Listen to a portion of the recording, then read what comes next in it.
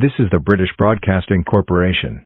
We apologize for the interruption of your program, but we have stopped all programming due to emergency information being transmitted by the His Majesty government. We have seen numerous reports about a global invasion featuring various virus types that have lost their lives to the antivirus sisters. Some of them are malwares, some of them are keyloggers, while most of appear to be ransomwares and glitch droids. They all appear to be red-colored, as well as in control of the new supreme overload of the virus types, Rosie ransomware. She has sent one by another to destroy a specific location across the planet. One of them is in our area right now, and that is the Empress of the Glitch, Vivian virus. Right now, the British Armed Forces are on the scene defeating her, but they are having a difficult time attacking.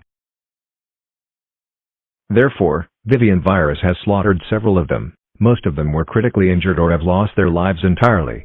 We ask that everybody across the nation to remain calm and stay safe during this crisis. Do not plan to go outside. If plan to do so, Vivian virus might spot you, and she will slaughter you. That is all of the information we have for you.